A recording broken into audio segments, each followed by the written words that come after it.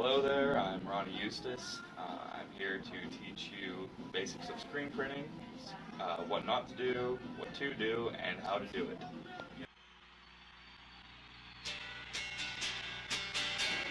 The first thing you're going to want to do is get a picture that's somewhat easily stenciled. It's not very detailed, usually one or two colors most. See, this is black and white. It's very easy to tell where the edges are and everything. This will end up being a two-layered one. We'll do that in a little bit, how to do that, but just pick a picture. You'll want to blow it up to the size that you'll want it to be in the end.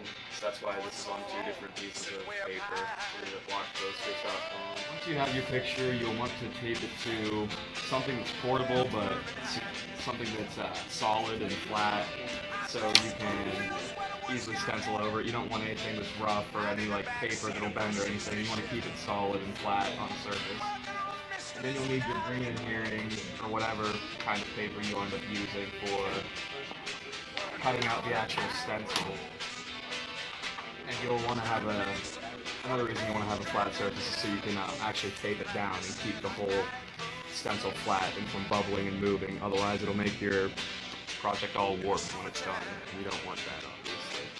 Cut out your film paper. You may want to leave a little bit extra on the outside, but not very much. I'll explain that in a little bit why you do that. But usually this stuff is expensive, so try not to waste it if you're using someone else's paper or resources. You just want to cut out the general size of your picture. Nothing too fancy.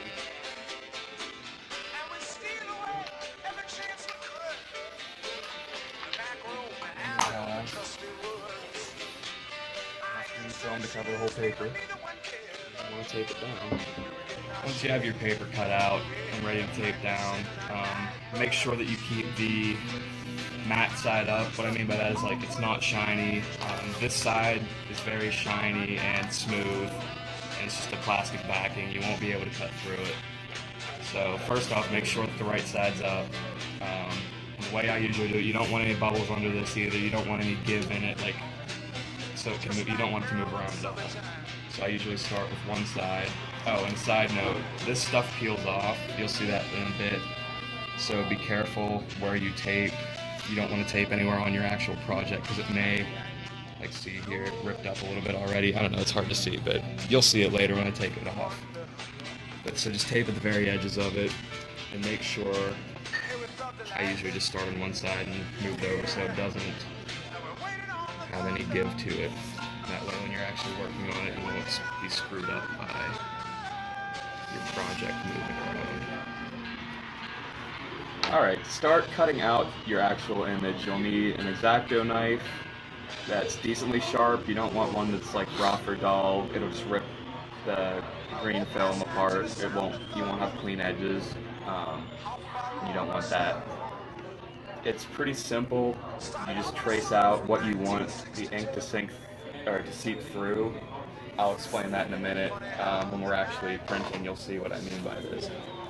But all you need to do is, I usually hold the X-Acto knife like so, just with a couple fingers. And to keep it going in a straight line, like for this part, usually I keep it angled pretty low down to the paper. I don't keep it up like this because it'll go all over the place. So you don't press very hard at all. You'll see, I don't know, you can always practice over in the corner, like cutting out a little box or something, just to get a feel for how hard you actually have to press, because you don't want to cut through the plastic backing or that'll screw up when you transfer it to the actual screen. So all you do is just trace over what you want your picture to be made of what you want the ink to come. Just go you don't have to rush it or anything. Just take your time. It takes a while to get a feel for what you need to do and like how you need to cut it out. But you'll get good at it. It just takes time, honestly. So you'll run into a couple problems. You'll have a hard time cutting straight lines most likely at first, and you'll have a hard time going around sharp edges or corners. Well, corners aren't as hard, but curved edges like most of this is made up of curved edges. You'll have to,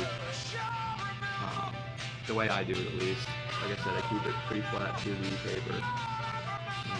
And I just twist my fingers like this. It kind of guides it along. Like I twist my fingers and it guides it like a rudder almost. You'll feel it when you do it. And then you just kind of twist it as you go along. Here at the end, you'll have a nice smooth curve when you're done. It'll take practice, obviously, and everything else, but that's the easiest way that I have found to trace along the edges of this. Remember the whole time, you can't lose your focus. You gotta keep it pretty light. The paper don't cut through. Just take your time.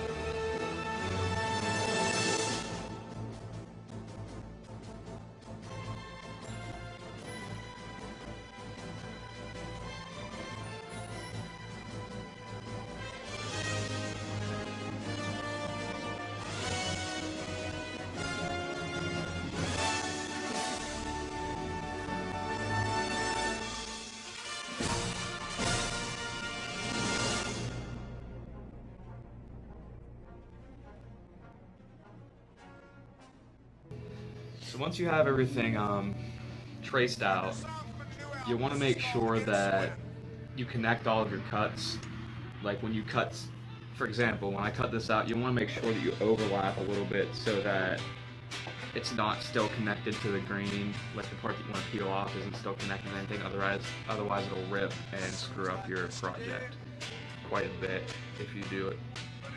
I mean, if it's a bad rip, it could cause some serious problems. So when you're peeling it off, just be careful. Usually what I do is stick the tip under the edge of, I don't know, edge of any cut really. You just start peeling it up and it should come for the most part. Sometimes a lot of times you'll come across parts of the screen that you don't want to peel up in between other parts that you do want to peel up. Like for example, I want this to come out and this to come out, but I want to keep this dark spot in between these two lighter spots. So what you'll do, if you didn't cut it completely, this will want to pull up with the rest of it. So a safe bet is just stick the tip of the X-Acto knife at the edge of this, and you'll feel it come apart. Like I just felt it come apart from the rest of that, and then it'll stay here, and you won't have any problems with it for the most part. But overall, yeah, just be careful when peeling up everything, because once something's peeled up, you can't really put it back down. If you have everything cut out that you want cut out, you'll need a frame, roughly, I don't know, just as long as it's bigger than your green, you'll be fine. Try not to make it too much bigger unless you plan on using other prints on the same frame too. You'll need your silk screen, obviously. And then you'll need some sort of staple gun and staples, more on the heavy side, because there'll be a lot of pressure on these staples holding them in. Once you have your screen cut out, by the way, you want to cut it out, I don't know, probably give it 1.5 inches on each side. You don't want to waste this stuff if it's not yours, because it is kind of expensive too. So if you're using school supplies, try not to use a bunch of extra. And also, again, for the school supplies, try to cut out something that leaves enough on, the end that you don't cut out. Like you don't want to leave this kind of stuff because no one can use that. It's just a side note. Anyways, stretch the screen, which will be your next step. I don't do it technically right, but it works for me. Might need to get someone to help you with this, because it can be kind of challenging if you're not good at it. Probably first get some help. But all I do is start with one side, doesn't matter really which. Line it all up so everything's even on each side. Just take the staples in. Put a couple staples in.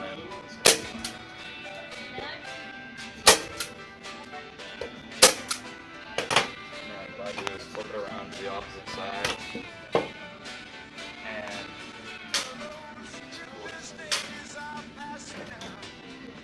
again, you want to make sure you keep everything lined up.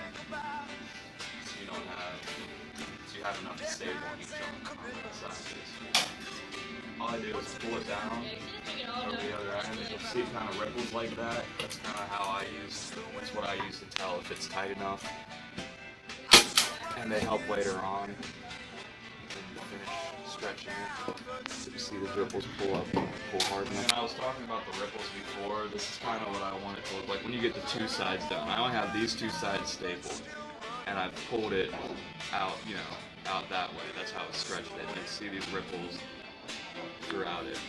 It kind of helps because it lets you know that this way is tight, and then when you're going to staple the other two sides, you can pull out these ripples, and that's how I kind of tell that it's tough. Like, you'll see that pull this out a little bit, and the ripples start getting pulled out of it.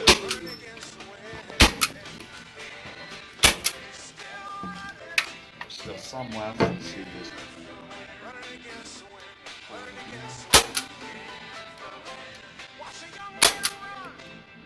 And if you do it correctly, tight enough, you'll have a pretty solid screen when you're done. You just continue doing that the rest of the way so all the ripples are pulled out of it.